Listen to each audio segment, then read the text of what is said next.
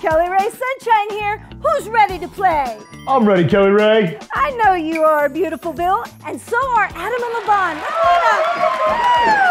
You're going to have the chance to get a coveted key to one of these doors. And when you open it, you will find out how to make your love last a lifetime. Oh, can it be any better than it already is? It can't. And so I'd like you to take this chance to pick a door.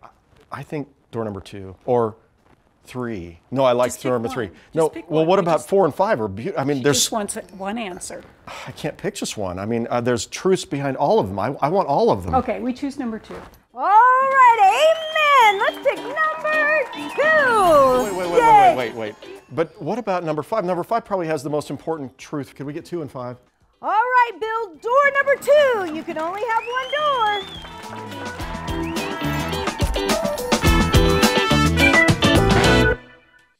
All right. The sermon starter, if you weren't here last week, is tongue-in-cheek. It's meant to model, a 1970s game show, and as a way of saying, okay, we're taking a serious topic, but we got to have a little humor as we take this serious topic on. We're trying to figure out what are the keys to making relationships last a lifetime, and we're not just talking about marital and romantic relationships. That's our focus, but the keys are really key to every meaningful relationship in our lives. And on Mother's Day weekend, I'm going to tell you, the keys that we're going to talk about today are true in our relationship with our parents and our children and our family members. You practice these things, all of those relationships will be better. So I want to begin by recognizing that this is not rocket science to have relationships that are better, to improve relationships, but it takes hard work.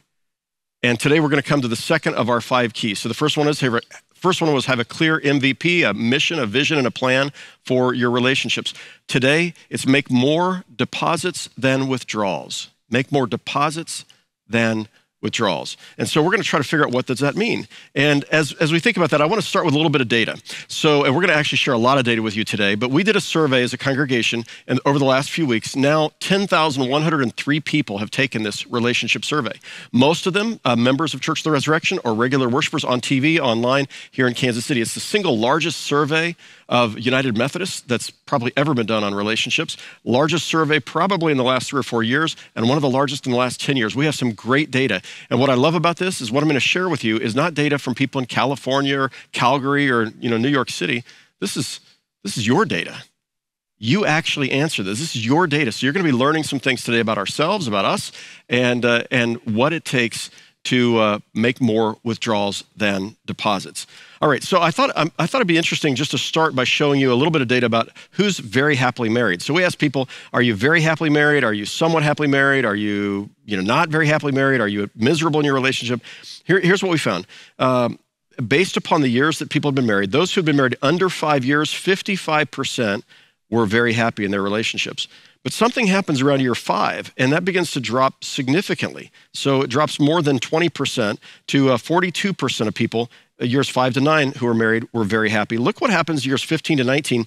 Only 34%, only a third of our people who took the survey were very happy in their marriages in years 15 to 19. Then you begin to see an increase in years 20 to 24, a little bit of a blip somewhere around 25 to 29, and then you begin to see this really take off. And I want you to notice the people who had been married more than 40 years were happier than the newlyweds. And so that's an exciting thing to see.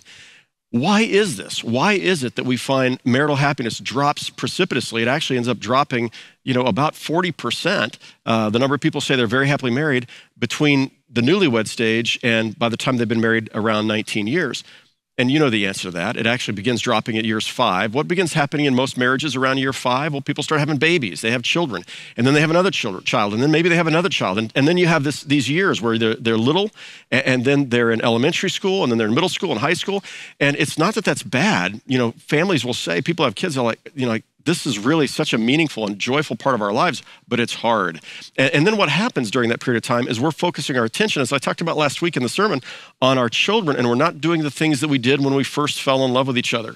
And so just to give you some sense of that, let me take a look at this data here. This is couples who go out on a date at least twice monthly by age. So those who are under 30 went out 45%, 45% of them went out twice monthly on dates. By the time you get to your 30s, only 15% went on dates twice monthly. Why is that? Because you start having kids and they have school things and soccer things, and it seems like there's no more time for you to be able to do this with each other. Only 15% of people married people in this age group went out on dates at least twice a month. And that begins to change as the kids begin to get a little bit older, and then they don't want to hang around with their parents. And then pretty soon they've moved out, and then all of a sudden, the dating life goes up, and so we're dating more in our 70s than we were in our 20s. And marital satisfaction goes up. I mean, this is just one little piece of data. I'm going to share a lot more like that in the last sermon in the series. How do you make this thing work for a lifetime? But here's one. You go out on dates. Listen carefully. The best thing you can do for your kids, one of them anyway, is to take your mate out on dates regularly. And it seems hard. You got to get a babysitter, and it seems, you're taking time away from your kids.